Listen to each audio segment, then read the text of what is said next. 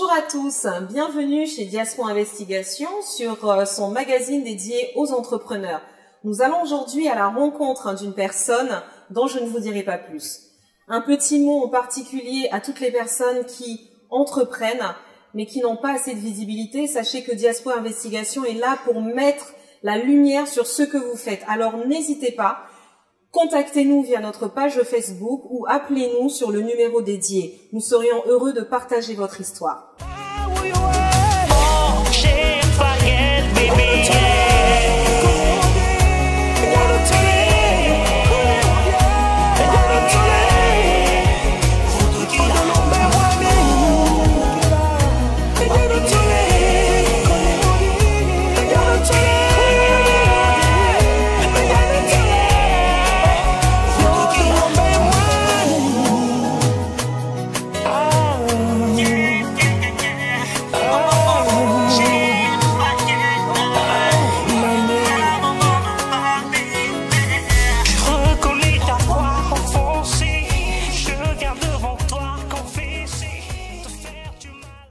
Bonjour Suzy. Bonjour Mikey. Comment vas-tu? Très bien, merci, et toi? Très bien. Alors on est là, donc avec toute l'équipe de Diaspora Investigation, pour que les personnes qui ne te connaissent pas en sachent plus, parce que moi je commence à te connaître, je commence à connaître et je connais bien tes produits, et j'aimerais bien qu'on parle de toi, qu'on parle de ton produit, de tout ce qui va avec. Donc aujourd'hui c'est vraiment te faire découvrir.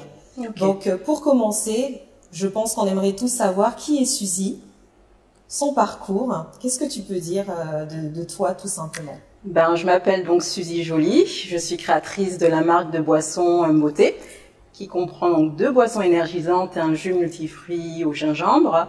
Je suis maman de 2 enfants, donc brièvement mon parcours, j'ai une formation donc de BTS assistante de gestion, qui m'a permis de travailler une dizaine d'années dans la finance. Donc j'ai commencé par les marchés financiers, et ensuite dans une société de négoce de matières premières. Oui. Et à ce jour, je suis salariée à la Caisse des retraites. D'accord, donc rien à voir avec ton activité d'aujourd'hui. Pas du tout, rien à voir. Justement, comme on parle de ça, quelle est l'histoire finalement de cette marque? Parce que tu nous parles de tes études qui n'ont finalement pas tout de suite de rapport avec ce que tu fais aujourd'hui. Alors, quelle est l'histoire de cette marque? L'histoire de cette marque, je vais vraiment commencer par le début. C'est vrai que j'ai commencé à travailler vers l'âge de 25 ans, donc j'ai toujours été salariée. Oui. Mais j'ai jamais été pleinement épanouie en tant que salariée. Oui. Il manquait quelque chose. J'avais vraiment envie de laisser libre cours à ma créativité. Innover. Donc, j'en suis pas à mon premier coup d'essai. D'accord. Non. Qu'est-ce que ça veut dire? Tu nous caches des choses. Il y a eu autre chose, mais bon, là, c'est sur les boissons qu'on va parler. Donc, j'ai décidé en fait de créer des boissons. Oui. Avec le nom Beauté. D'accord, et pas n'importe quelle boisson en plus, hein, des boissons énergisantes. Voilà, pas n'importe quelle boisson, des boissons énergisantes. Donc c'est vrai que moi je suis une adepte, comme beaucoup, de boissons énergisantes. J'ai connu ça quand elles ont sorti en France dans les années début 2000. Et c'est vrai que j'ai toujours consommé beaucoup de boissons énergisantes, vu mon activité, c'est vrai, dans la finance, où il faut être assez alerte, assez speed tout le temps. Oui, donc c'est là où j'ai vraiment commencé en fait à consommer des boissons énergisantes.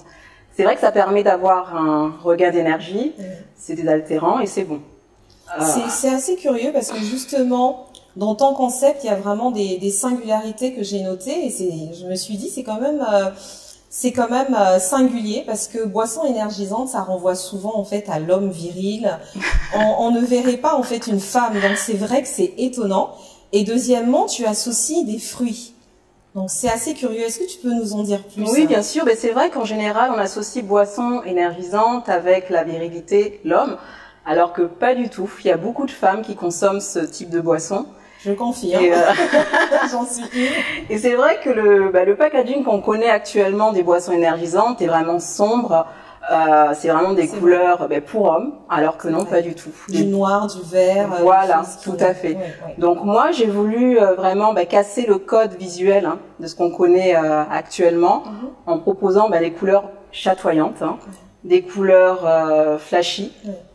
pour faire un clin d'œil plus de chaleur, voilà. Plus de féminité. C'est tout à fait ça, voilà, pour faire un petit clin d'œil à la femme. Très bien. Comment tu arrives à concilier, parce que tu es une femme, tu as des enfants, tu nous as dit, une famille, comment tu arrives à concilier les deux? C'est vrai que c'est pas évident.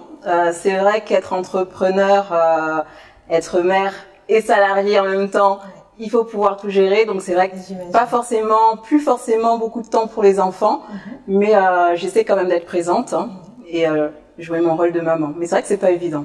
J'imagine. Alors on est en France, entreprendre ce n'est pas évident pour beaucoup de gens.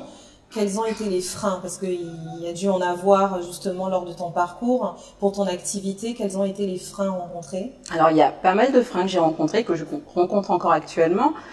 C'est vrai que déjà, bon, au niveau des boissons, surtout en Île-de-France, il y a déjà une concurrence assez rude à ce niveau-là.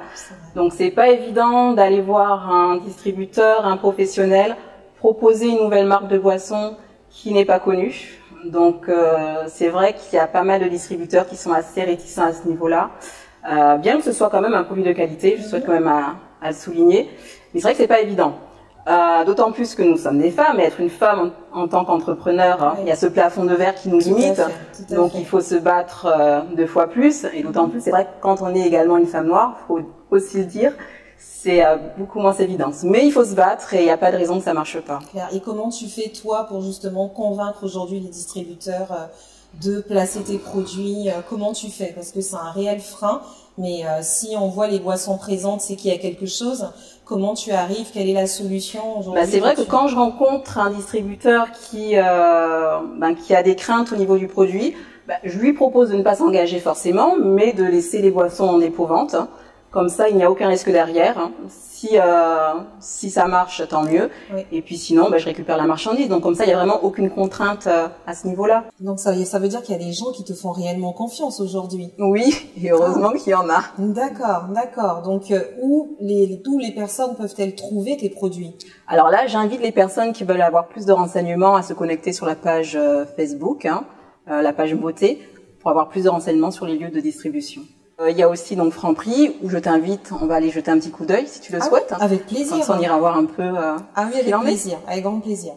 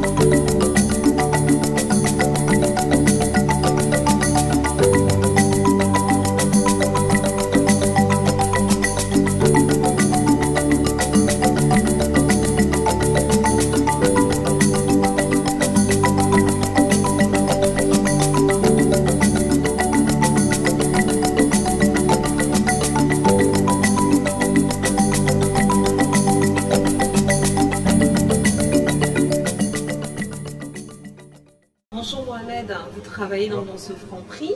Comment les boissons de beauté sont vendues, accueillies par les clients? Pas mal, franchement pas mal. Bien, ils sont curieux, ils demandent l'origine, comment l'origine de ce produit. Est-ce qu'il y aura des nouveaux goûts, des nouveaux produits, même en grande bouteille. Et j'ai déjà demandé à Madame Suzy, elle m'a déjà répondu. Et alors je vais tenir au courant client qu'il y aura de nouveaux produits prochainement. D'accord. Et franchement, ils sont pas mal. Les gens viennent, demandent. Ils sont curieux. Ils sont intéressés par de nouveaux produits comme celui-là. Et je l'ai goûté. Et franchement, il est pas mal. C'est un point positif. Oui, j'ai déjà goûté, il est pas mal pour produit. D'accord, très bien. Merci beaucoup.